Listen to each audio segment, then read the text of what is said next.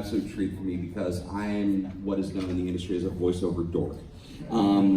The two people who you're about to spend the next time with are phenomenal, phenomenal actors. They have an amazing CV. You might have seen a couple of things they've been in or heard a couple of things they've been in, but you're in for an absolute treat. Give a massive Dallas welcome to Frank and Peter Cullen!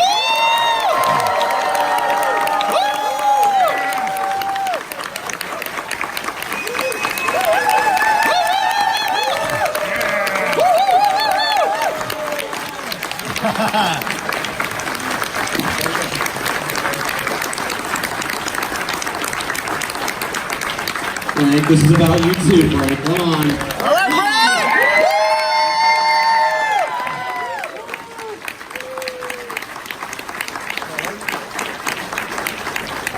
Frank! Yay! We're still on speaking terms. That's awesome. How are you, sir? Doing well, thank you. The pleasure's mine.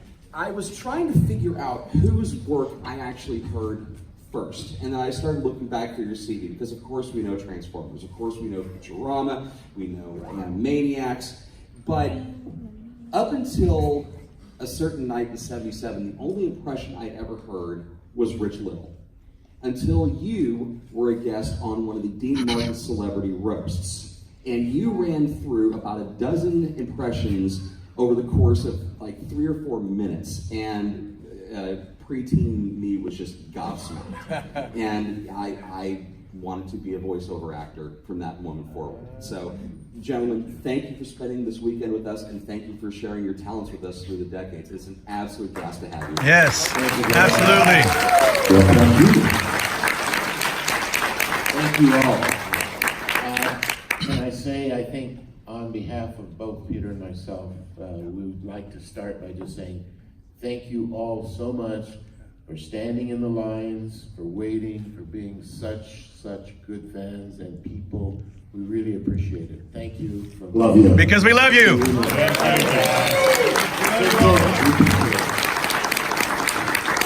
We love you. It's interesting because I'm gonna shut up. No. The story that I love about you, Frank, is that you didn't realize the fans' affection for Optimus Prime until Optimus passed away. And the studio gave you all of these letters of support and love, and that was where it hit home for you at that point?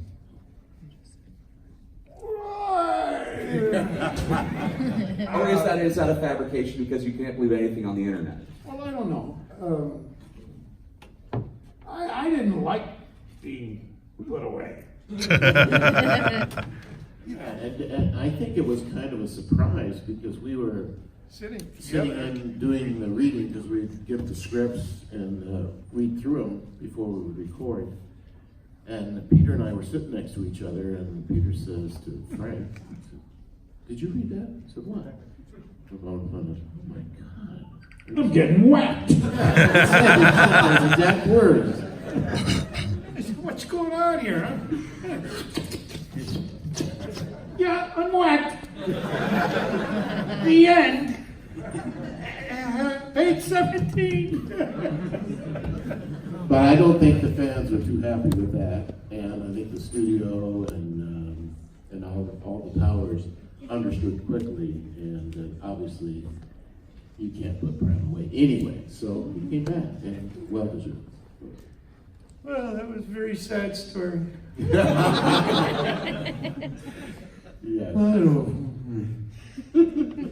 Oh, well, I'm used to it.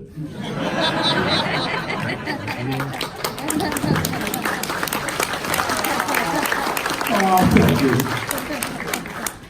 When you work in as many animated titles as both of you have over the course of your careers, was there a character that you thought was going to be that lasting one for you, like Optimus wound up being for you? Because both of you, I mean, from Scooby-Doo, from the Sonny and Cher Hour, to all of the different voiceover work that you do, both animated and live action, Was there a character you said, okay, this is going to be the one. This is going to be the one where their toys are going to outlive me, where everything else is the case? Or was Transformers that first experience for both of you at that point? Well, let me just say one thing first. Frank Welker is the king, and probably the person that has done more animation shows than anybody in the business, and that's why I call him the king, and he is the king. Well deserved. Well deserved. Yes, it is well deserved. He always says that, and it's not true, but it's very well appreciated. One day, he had 12 animated shows to go to in his car. Wow. Show to show to show to show to show. Well, there was a period of time in animation, and I think we've both been lucky with timing, because when we started, animation actually just started to explode, and then it really exploded during our careers. And we were both young fellows at the time, and my original casting was because I was young, and that was Scooby-Doo, which was my first show. It was. It was. And I did Fred, which was my own voice, which I thought would go away in 2 days. But here we are 50 years later, still doing that. But Our first show together, Mighty Man and Yuck. Yes. Yes. Does somebody remember that? Absolutely. who was Mighty Man? Right, Peter. Yep. Who was Yuck? You. Mighty. Yeah, there you go. Mighty Man! No, you don't take off that dog out. No. So ugly I couldn't take the dog out. It's the stupidest show in the world. And we've been friends ever since. Yes. Yeah.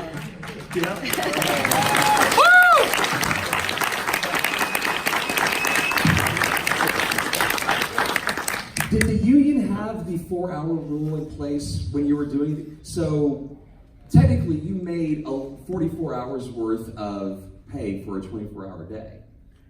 Well, yeah, back in... Which is about $1.85, I think. You buy a cup of coffee. Do the math. Yeah. When we were doing like Transformers, it was still an 8-hour day. And it was a full-on cast of fantastic actors and Wally Burr, the director, and I mean, we worked hard and had a lot of fun, obviously, you know, when you're a family working for 8 hours together. But like Peter and I and others, you start having all these other shows to do. In the middle of the show, you go, all right, anybody have to leave? And 2 or 3 of us would put up our hands. Of course, my hand was always up. I had to go somewhere and back and forth. And Peter would look at me, again? But it was during, I think, that period of time where it switched to 4 hours, and that made it a lot easier on people. Because, you know, you can do a show, in our opinion, you can do a show in 2-4 hours or less if you have to. But not with Wally Burr. Yeah, Wally Burr, and that's the reason the shows were so good, is because Wally took his time. And when we did layers of sound, he would have 4 or 5 layers. Yeah. And so you would, you know, you were a soldier, you had to grunt, or you had to shoot a gun, or you had to get wounded, or you had to scream, you know, and attack. So you would do that, and that would be level number 1. I said, all right, now we're going to do level number 2. So remember now, you don't use the same voice, all right? Rolling. Okay, half an hour. So now we're going to do level number 3. Oh gosh. All right, now we're going to do level number 4. Excuse me, Wally. I've got a recording at 5 o'clock this afternoon. I don't think I should be doing level number 5.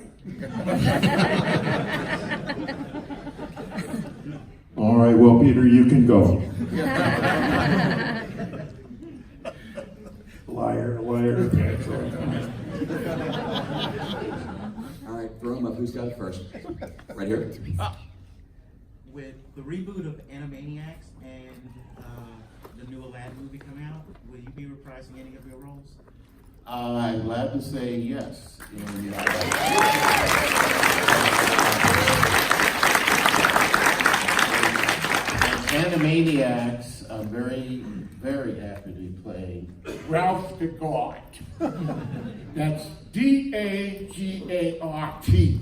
Ralph the God. And none of those little Animaniacs are going to get in the studio without getting past me. Yeah. Yeah.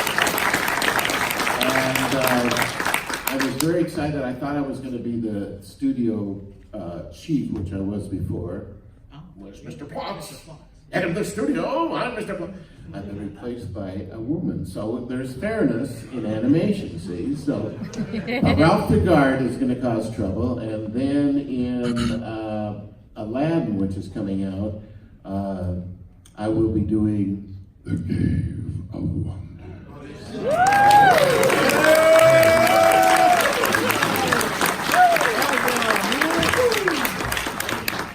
I'm amazed that Disney lawyers allowed you to even say that. Back there, black shirt.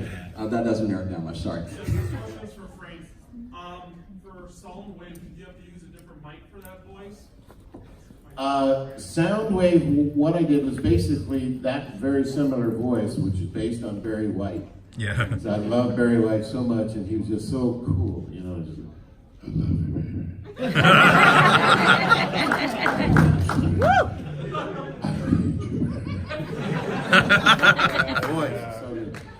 So, for Soundwave, these are secrets. So for Soundwave, it was just talking monotone. My liege, Well, it wasn't almost monotone. my liege, I report on duty. We have Autobots in the vicinity. I report. And then Scott Browning, who was our engineer at the time, used, I think it was called a vocoder or some electronic Modulation. modulator, and took that voice and moved it up and down and all around. So it goes, But I just thought as very white.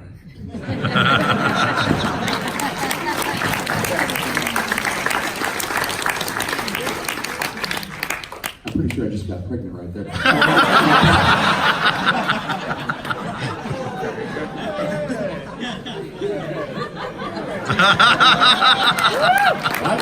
My lawyer will be in touch. During cast recordings, do you have any fond memories or stories with Chris Latta, who did like on G.I. Joe or Cobra Commander or Starscream on Transformers? I don't know if you sat with him and actually recorded with him at the same time, if it was full cast or if you did individual. But if you have any stories, that might be cool. Chris Latta, a very intense performer. And my memories of Chris, who passed away several years ago, one of the most vivid memories I have of Chris is when he was playing Starscream. Yeah.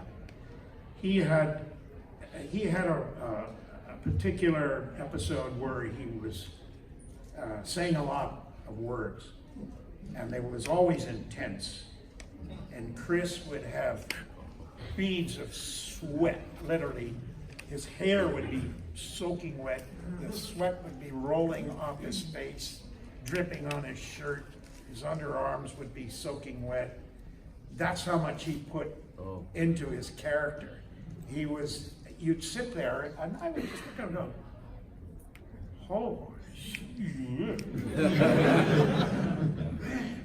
guy's gonna have a heart attack. Yeah, and he was a big guy, and so everything he did, as Peter said, was so intense. And even sometimes, like if you worked next to him, you wanted to have a little piece of cellophane. And there was a lot of.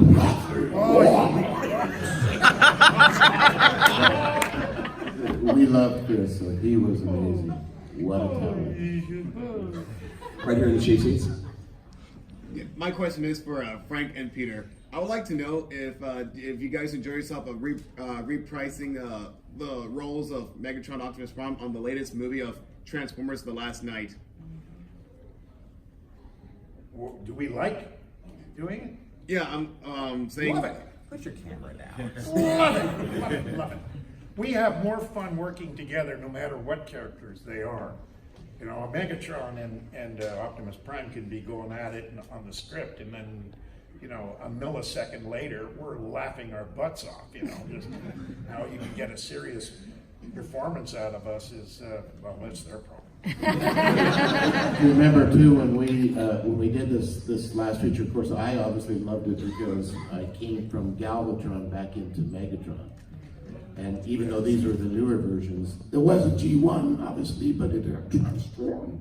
And so now it was Galvatron, and then Galvatron went into Megatron again. So that was enjoyable. There's a lot of stuff.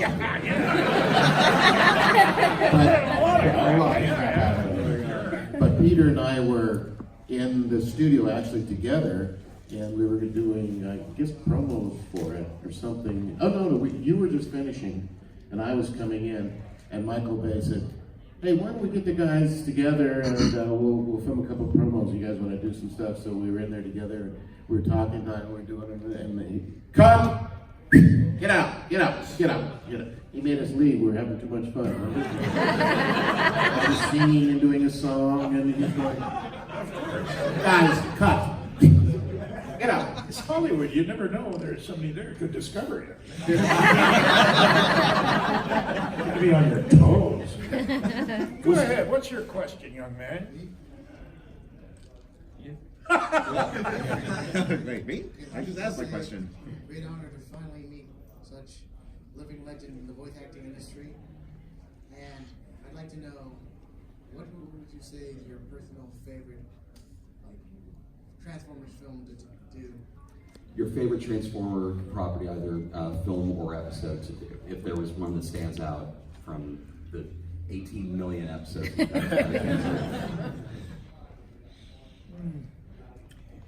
No, nothing really stands out as being they were all, you know, fun to do. And I can't remember anything crazy going on in the studios back in those days. But we used to all work together. And there'd be 10 microphones lined up in a row facing the glass panel with the director on the other side and whoever, writers or whoever else was there. And it was always fun. You know, somebody said once, if you do something in your life that you love, you'll never work a day the rest of your life, you know? And here we are, maybe 10 guys all in a row, and some of us, you know, having more fun than we should, but it's just like we are here.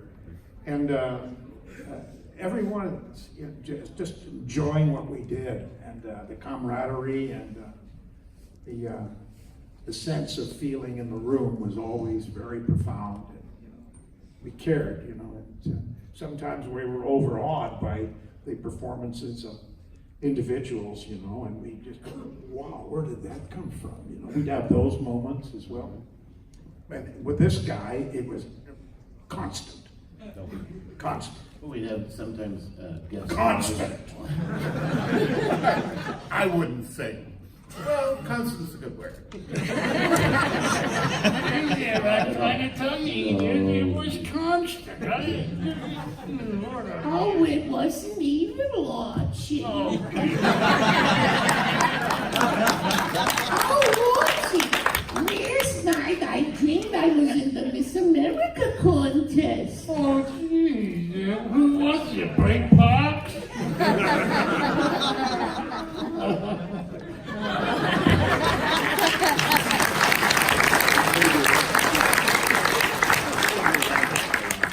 My question is, you guys have done so many voices. How do you keep them all straight?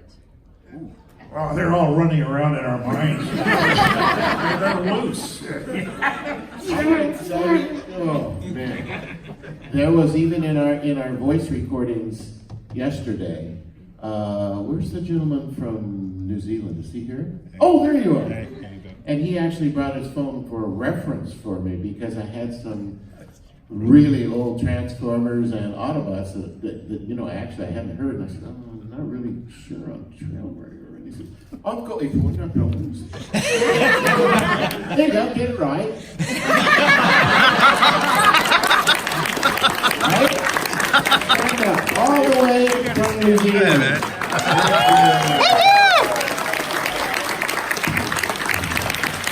What a great family. You guys are great. Back there in the orange, yes. Hi, nice to meet y'all. Okay, so I'll stand up. What are you guys' thoughts on the show Transformers Animated, and did you feel upset they didn't ask you guys to come back as Optimus and Megatron, or did you guys enjoy David Kaye and Corey Bennett's performances? Next.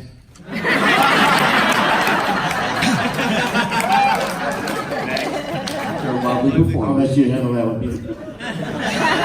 I'll let you handle that. Handful. No, I'm kidding. They're both wonderful performances, but it's a matter of scheduling at some points, and also they're doing that in Vancouver like every other piece of performance at this point. So I'm going to take that bullet for you. Happily. Right here, yes. Well, we're coming up on the anniversary of his passing. Do you have any memories of working with Casey Kasem? The question was about Casey Kasem on the anniversary of his leaving. Yeah, Casey obviously left us way too early. I met Casey so many years ago, and we were very good friends. I think I may have met Casey even before Peter, and he was a young man, as I was in those days, and he was very, very friendly, outgoing. He was into radio, not quite as heavy as he got to be even, but he was already in radio. And he kind of took me under his wing, you know, since like Scooby was my first show, and we actually were auditioning for the parts that we wanted. He wanted actually to do Freddy, and I wanted to do Shaggy. And so we had discussions about that. It was really interesting. You know, he was pulling for me, and I was pulling for him when we got the job together. I mean, and he was, you know, basically a pretty big star already.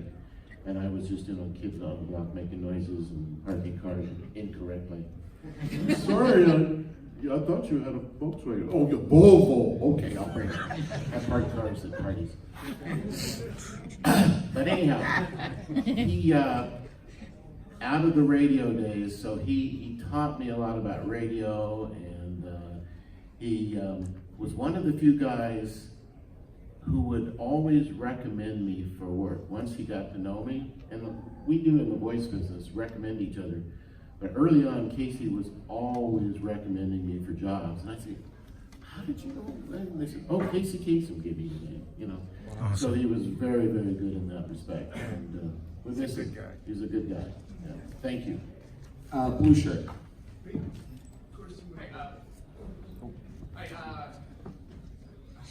Sorry, I was just like, my shirt blue, and then I'm like,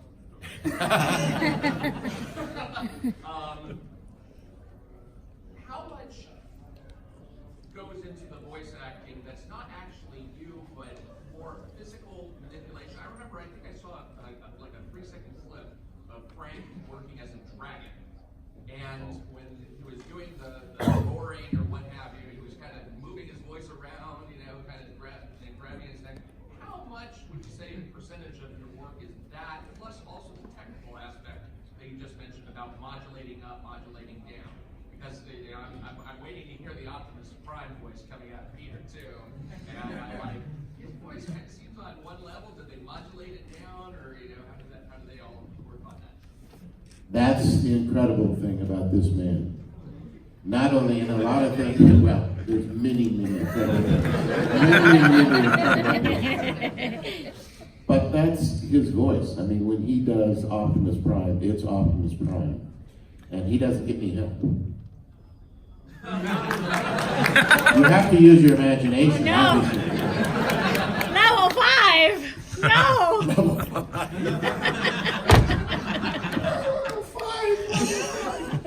Autobots, transform.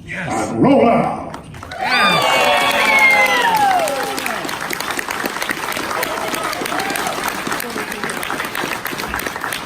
Who needs modulation? At some point, do the lines like that wind up being like if you're a member of Leonard Skinner, does somebody yelling Freebird up on the front row? Does it wind up being that for you, or do you still feel it that way? I don't know. I don't know how to answer that because there's so many lines that are iconic on their own, you know, and they mean something. But over time, they take on a life of their own, and they mean so much to people. Yeah, you see, yeah. One shall stand, one shall fall.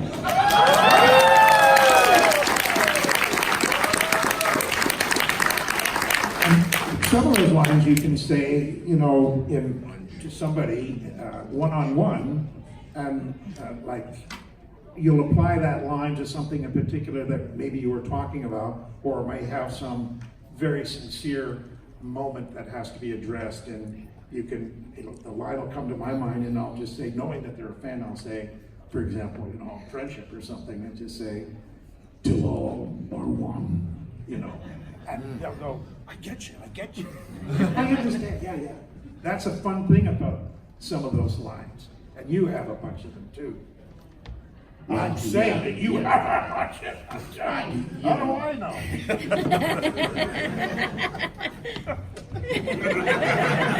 You took the words right out of my mouth. I have no more words.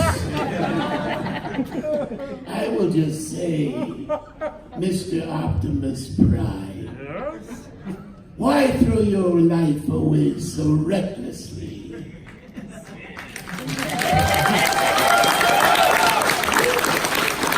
You and those fleshlings, those humanoids, what is it with you and your heart? Megatron, you have never been right. Even when we were kids.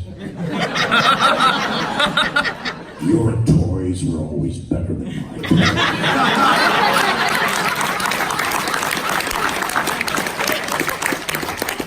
I remember that one that was a little better than mine. I had to blow it up.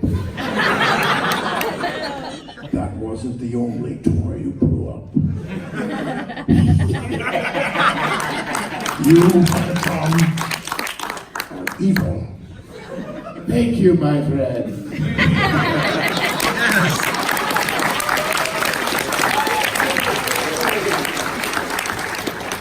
I was always wondering for decades now, Mr. Welker, when you got the script for Mars Attacks and you saw that every line was ack. Yeah. Did you go, I've made it? Yeah, this is written for me. My kind of dialogue. Yeah, that was a very interesting thing, and then trying to make sense out of that was crazy. Yeah. You made it work. Yeah, thank you. It was awesome. Yeah, right here. No, I'm sorry. Him first, thank you. Yes. So, again, I'm sure I speak for everyone. Thank you guys for being with us this weekend. And I had a chance to speak with you a little bit yesterday, but if you had any advice for someone wanting to get into a vocal recording, what would you tell them, and who would you study, and like what type of vocal exercises or programs to get into? The question is, if you want to break into the voice acting industry, what advice would you give somebody who's getting ready to start out? Well, the first thing, and something that I missed early in my career because I spent too much time being a juvenile delinquent, but is to read. To read. I mean, just read as much as you can get your hands on. And that's literature or anything. And then for as far as working, then you can read commercials, you can read the news, but just read and understanding words so that you have the freedom when you get the script to just see it and read it, because you'll get a lot of work by being able to act and read and decipher what's on that page quickly. There's some people that were really good actors but had trouble reading, And so when you read and you're stumbling and having problems, then the people in the booth think, well, you can't act. You know? So that's one thing. It's important. It's good for your brain anyway. Read, read, read. Practice, make noises, act silly. Never limit yourself. Be realistic though. Know thyself. Who said that? Socrates? No. You said I drank what? Yeah. But know yourself, but don't limit yourself. Frankie Galati said. Yeah. Frankie said that. Okay. Awesome, thanks. So while recording, do you guys have any funny stories from ad-libbing, going off script to throw off maybe the other person or anything like that? They don't have any funny stories whatsoever. Not one. Well, my job in life is to try and make him laugh. Break him up, especially when he's in a serious scene. So the answer is yes. It usually was a fly. We'd be doing like, the director is talking to you, like Wally. Wally was such a good director. He was so intense. And he would read every line with you. So, I mean, I'm surprised he wasn't just dead tired at the end of the day, because he did everybody's line.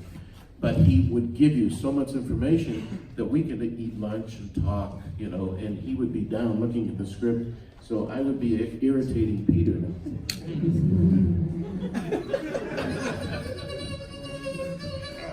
And then I'd have him going, and so then when he click on the line, all right, stand by to roll out.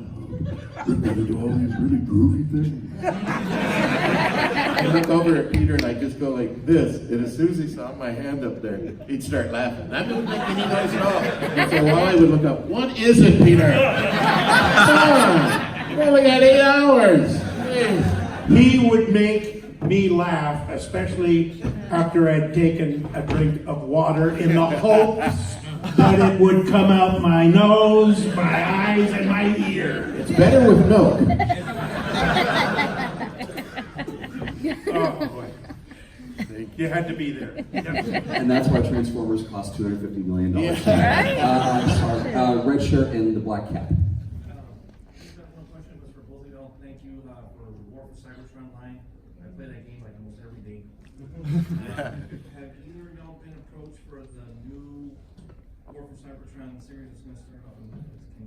Can you say anything about that? The question is about the upcoming Netflix series, because there's 19,000 of them apparently. War for Cybertron? I don't know. I don't. Yeah. I'm glad you brought that up. Say again? How do you spell Cybertron? Check into it. Thank you. Your favorite Wally Burr moment, your favorite story with walking. Favorite story about Wally Burr? I think that was pretty much the ones where I get irritated. I mean, Wally would have no idea what we were doing in the studio. I said he was so into his scripts. And he literally, I mean, if you looked at his scripts, there was notes and drawings, and he studied them. And then when he performed them, which he would do, I mean, every line for every character. And you know how difficult that is? I mean, it takes so much energy.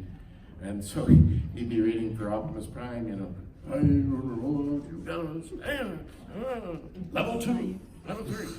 And he was really, really into it. So the fun thing, I can still remember, because Wally, and you just see the top of his head, because he was writing and working and stuff, and Peter's doing his thing, and then if I got him to go, you just see this. Peter, what is it? You know, so I would say just getting him in trouble, and then Wally knew by the end of the day that, you know, he knew who was causing the trouble. Yes? We have one more question. I'm going to go as far back and learn as possible. No, I'm not. I'm kidding. Right. I was curious, how did you guys get inspiration for the voices of Optimus Prime and Megatron? Because they're so distinct. Obviously, Optimus has a lower sounding voice, but there's also lots of inflection in every word that he says versus Megatron, which there's more of a flamboyance to it. Was that something that Wally worked with the two of you on, or did you guys come up with that sound yourself? The question is the inspiration for developing the distinct character voices for Optimus and Megatron. Well, I'm going to go first because his very story is very, very, very cool and important to hear. My side of it was that, again, Wally at this period of time was doing like 10 different shows. He was so busy. And so there was all of these characters in Transformers. And when we got to call the audition, there was just a table full of drawings. And of course, with my ego, I picked every single drawing that I could to read, you know, and it's numbers. You figure if you try, you get them. But anyhow, back to Megatron. And I just looked at the picture and I was thinking of this voice, and I thought it was metallic and evil, and what can I do? And I just that's what came. And I was so happy because sometimes when you go in with a voice to the studio or whoever decides what the final voices are going to be, Hasbro or Marvel Comics, whoever, they listen to it and they come back and say, you know, we like this, but we want you to make it a little more like that or do it like this. And it's okay, but it takes it away from your basic DNA and your instincts. Megatron they didn't touch, and I think it was because Wally was so busy, because they would have probably asked Wally, well, you know, maybe you could add some thoughts in here, because I mean, he could help design things. But they were so busy, everything stayed, and I got Megatron and a few other characters, and that was my experience. So I was so pleased because that was my basic instinct, and that's what came just out of looking at the picture. Megatron, leader of the Decepticons. Yes, man.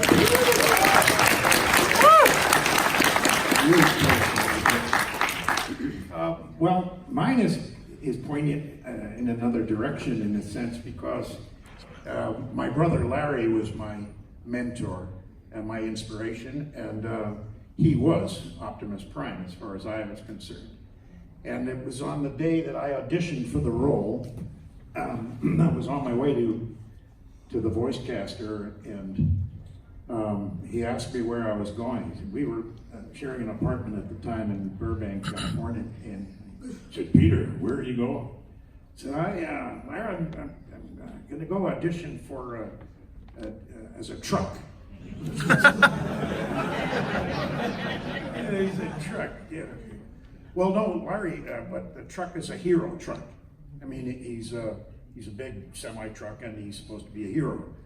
And he looked at me and said, because this is my brother Larry, taller by 6 inches, 13 months older, former captain in the Marine Corps, fought in Vietnam, Bronze Star with V cluster, a couple of Purple Hearts thrown in for heavy wounds. And he says, "Peter, if you're gonna be a hero, be a real hero. Don't go yelling and screaming like a Hollywood phony, pretending you're a tough guy. Be strong enough to be gentle. Don't be a, you know what I mean." He said, "Just be real. Have compassion and strength, and don't yell." He said, "Okay, Larry." I got to the audition. I looked at the picture, and there was a truck, and there was the transformation of this hero. And so I got inside, and I had the page in front of me, and it says, "My name is Optimus Prime." I should have been able to say, "My name is Larry Cullen." You know, and it just came out, and that's what I did.